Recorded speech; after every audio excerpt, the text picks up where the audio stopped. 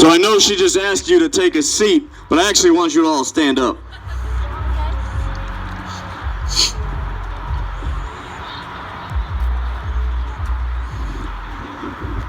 Look behind us. Look into these waters. Think about where you stand. Think about the fact that 100 years ago, a teenager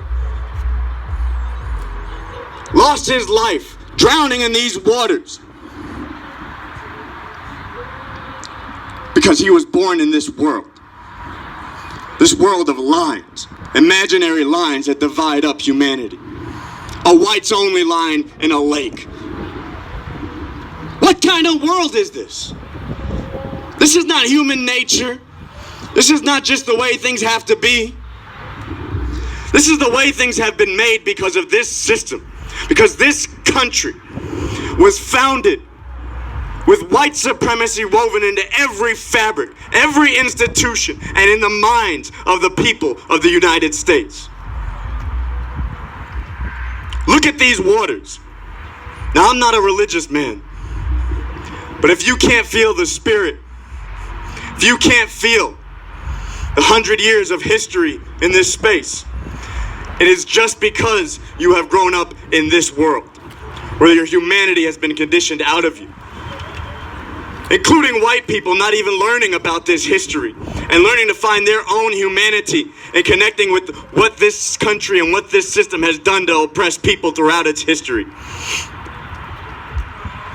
And as you're standing, I want you all to raise a fist. And I want you all to join me in saying, no more. No more! No more! No more! No more! No more! Now I'm going to talk a little bit about what it's going to take to make it real, to make no more a reality. So we're not here, generations from now, commemorating more ugly history. Now, first of all, you heard Carl Dix break down some of this history before, but I do want to say, it has to be said, the rocks that flew at Eugene Williams and at the black beachgoers who tried to save his life, those rocks did not just fly one way that week of the Red Summer here in Chicago, okay? People actually defended themselves, and that is buried and covered over too. And it's not just that we need to know that history, we need to draw a lesson and inspiration from that history. God damn, we need a revolution to put an end to this, but why can't people be fighting back today in the determination that people showed 100 years ago to stop this? In a day and an age when black and brown bodies litter the streets because they're gunned down by murderous police, it is a national fucking emergency when some youth in New York throw some water at these pigs. A national emergency that 27 black so-called community leaders feel compelled to condemn in a joint statement. But no such joint statement and condemnation is made against the murdering thugs in the police departments across this country who carry out terror, murder, and brutality against these youth. And the courage that was showed by the people 100 years ago in standing up to that violence, by defending themselves, including by taking to arms to defend people, was righteous. It was not just part of the woeful violence that took place 100 years ago. It was part of a different legacy. A legacy of people standing up and resisting their oppression. A legacy that has taught us many great lessons, including the biggest lesson, which is that all the heroic struggle and sacrifice in the world will, in the end, mean nothing and come to nothing if we do not have the leadership that we need to get at the system that has caused all this. If we do not get ready for a time when we can really put an end to this, we will be fighting the same damn thing generation and generation from now. So as you stand here and you take in what it means to be at this historic site, the world of lines that spelled death for Eugene Williams, down to today with the world of lines that spelled death for children crossing the border at the U.S.-Mexico imaginary line that was drawn out there. Or the lines, the imaginary lines that are drawn in the inner cities where the very youth who are oppressed and cast into these conditions are set up to fight and kill each other off for crossing imaginary lines, for set tripping, because they're divided up fighting each other. Or the lines between the north side and the south side of Chicago, where if black teenagers are found in the loop at the wrong time and there's too many of them, they're rounded up and put on one-way trains back to the south side to go back to where they came from. The same way this fascist in the White House has attacked those Congress people, go back to where you came from. The same taunts that were shouted at the black beachgoers who tried to save the life of Eugene Williams, go back to the colored side of the beach where you came from. This is the line that connects 100 years ago to today. A line which we can't just remember and mark. A line that has to be broken, sisters and brothers. A world that needs to be completely gone, with all of its imaginary lines that divide people up. A world that needs to be brought down through revolution, nothing less. But we have some work to do, because it's not enough to be out here today and be part of commemorating this history and hearing some good things. You know, we've been going out, and you might hear some more today. We've been going out to not only spread the word about the fact that we have this leadership and strategy for revolution, that there's this guy, Bob Avakian, who's been spending decades actually going to work on how we could actually make this no more. But we've actually been involving people in working on the big obstacles and the big problems of the revolution, including the fact that you have this open white supremacy in office, preparing for a new civil war. And where the hell are the people who need to be in the streets day after day? And what do we do about that? And a lot of people have told us that there's a lot of fear paralyzing people. And I want to say a couple things about this, and I also want to invite people here to be part of working on this with us, because we have to break down and transform this fear. But I do want to say something. You look at the picture, either on this banner or the picture on this panel of 1919, of these police and National Guards surrounding black people with rifles. Don't tell me there was no fear back then. Don't tell me there was no fear when people decided that enough was enough and they weren't going to just live with this. I feel there's not enough fear these days. Not just fear of what might happen to us if we stand up, but what will happen to humanity if we don't. Not enough fear of allowing another generation to come up under this same nightmare, this same world of lines. Not enough fear of having to look the next generation in the eye and tell them what we did when an open white supremacist was in the White House fomenting this new civil war.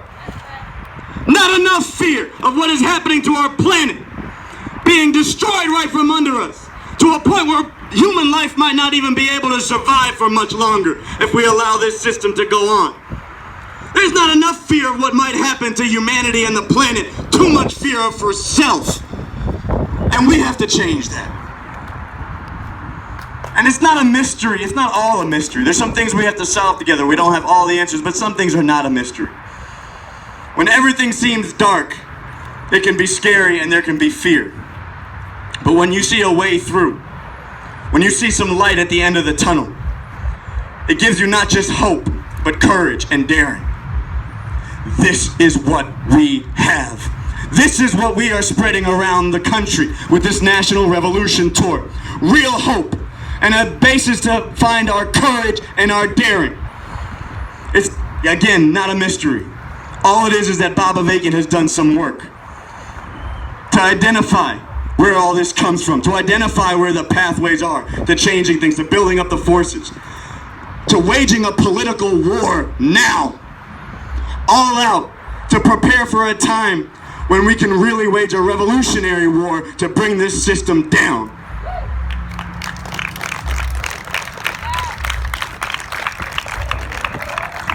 That is the light at the end of the tunnel. That is the hope which should give us hope and daring and a way to find our courage and our determination to come together and solve all the obstacles and all the problems in the way, including, look, all the people we interacted with here today. A lot of people We're shocked to hear about some of this history, encouraged to hear that there are some people marking it and talking about doing something about it. But the fact is, many people are not crossing that line in front of them, that comfort zone, that line that we need to be part of fighting for many more people to cross. And we don't need everybody right now. What we need is people like you who are here to become part of those who are saying, I'm gonna be the first, I don't give a damn what everyone else is gonna do. I am finding my courage right here today, together with others, to go up against every obstacle and to bring forward more people. And think about this. If you had even a few dozen people here in Chicago, together with the dozens in LA who came forward through the course of the tour there, together with people in other parts of the country who are learning about and hearing about what this revolution is doing to organize forces. If you had those dozens becoming scores, becoming hundreds right now, as an organized force, not just a bunch of woke folk tweeting and retweeting. Although, don't get me wrong, people need to be active on social media spreading the word about the revolution, but that needs to be manifest in real life, like we are doing here today. Now imagine there were hundreds of people around the country doing that, and what that would mean for those who look around and say, I'm not doing anything because no one else is doing anything. That could be part of puncturing all of that belief that this is just the way things are and always will be and always can be. When they see other people who are willing to be the first and step out and say, we are going for the whole thing.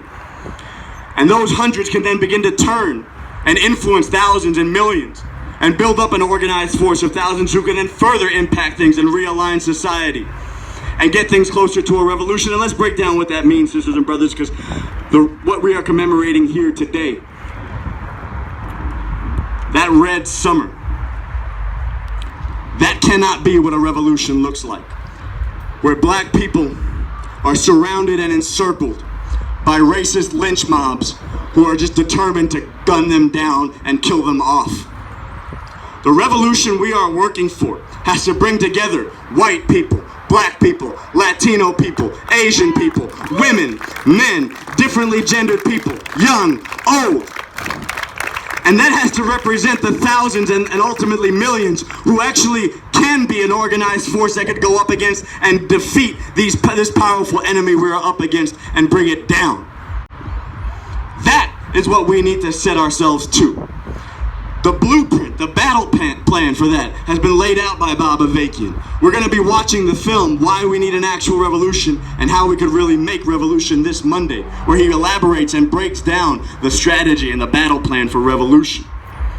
He talks about why this system can't be reformed, but also how it could be overthrown. How we need to work today to prepare for that kind of a revolution. I invite everybody to come out this Monday, but more than that, I invite everybody. I don't know what you're doing with your summer, but it's not more important than running with the Revolution Tour for the next 4 weeks while we are in town to turn this situation around.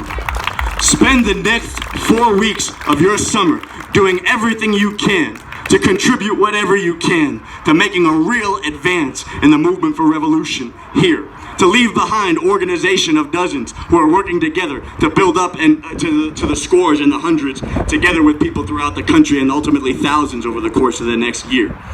Whatever you're doing this summer, find your way in, whether it's by helping raise funds for the Revolution Tour, whether it's by bringing people together to meet folks who are on this Revolution Tour and to discuss how they can be part of this revolution.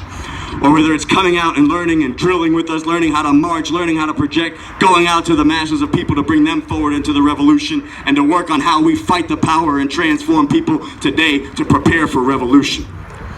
Because, as I said a little bit earlier, we are on a mission to get to a world without all this, to really say no more. We are waging a political war now to break down the encirclement of people, to break down the divisions amongst different sections of the people, to build up the organized forces of this revolution, to train new leaders of this revolution who are taking up the new communism and the science that Bob Avakian has been developed so that they can be part of leading the millions when the time comes for an all-out fight to bring this system down, and we have a strategy for how people can fight in that situation to win. And then We have a constitution that Avakian has written. A constitution for a new socialist republic that'd be working not just to break down the lines here in this country, but to be part of a world revolution to get all of humanity free from this nightmare. A constitution for a new socialist republic, which will be established after the revolution in the territory of what we must make the former United States.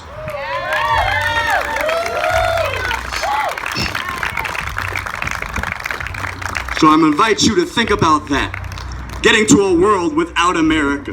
Establishing a new society on the ashes of this rotten old empire. Think about that as we lift up these stones and drop it on that American flag. Think about the Eugene Williams of the world today. The immigrant children at the border. Find courage from the people in Puerto Rico and the people in Tennessee. White, black, and Latino who came together and barricaded themselves against ICE and said, no, not this time, you're not getting these immigrant people that you have come for.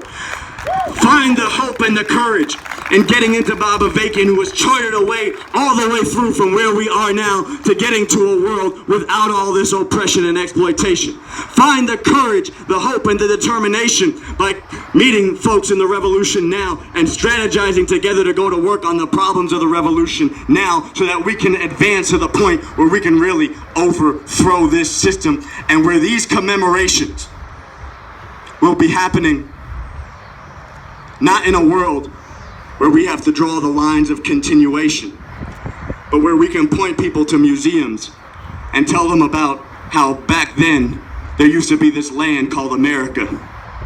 There used to be this land of white supremacy and genocide and slavery. This land of male supremacy and wars for empire.